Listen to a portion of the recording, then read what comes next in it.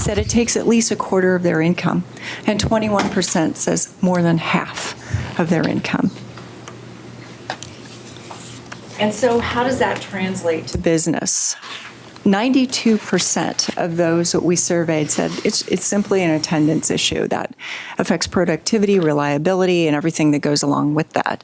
57% said in some way, if there's disruption or if you know your kid isn't taken care of at the moment, you're just not as productive. 54% says it's an employee retention issue. 35% employee recruitment. They are asked when they're interviewing candidates, do you subsidize? Do you have any insights into where my child can go if I come to work for you?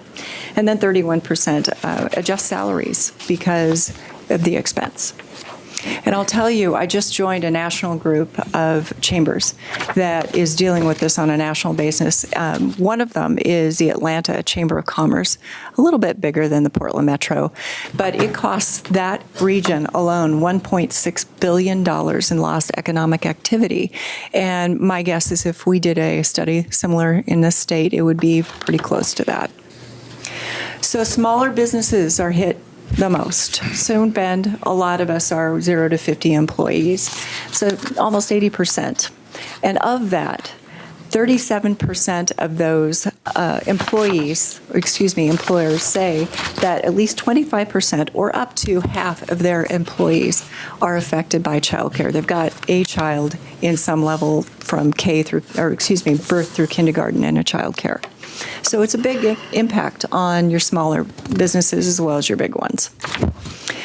So some of the actions that we're exploring, been working with a task force for well over a year now, of providers, employers, folks from the state, and others, and trying to figure this thing out. And boy, is it a tangle.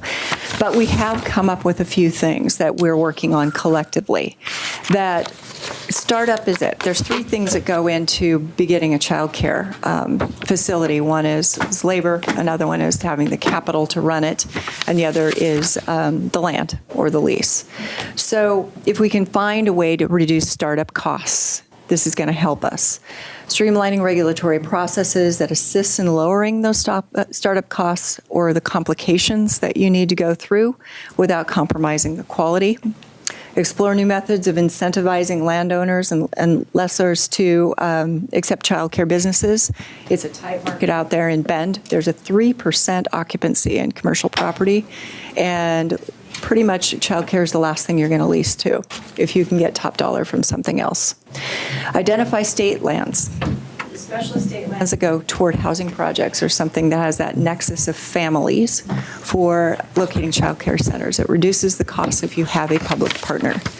And then match local funding for some of the efforts for a pilot that we're proposing in our region to hire someone to go out and collect employer pools who can put money down and put a guarantee down for a certain amount of slots for a certain amount of time.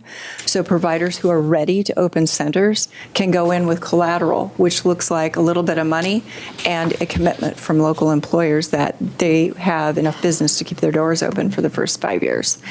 Also to identify and develop viable quality providers. We're working with the Small Business Development Center to provide business planning acumen and training for providers who have great intentions and know how to take care of kids, no idea how to run a business, trying to marry those two skill sets.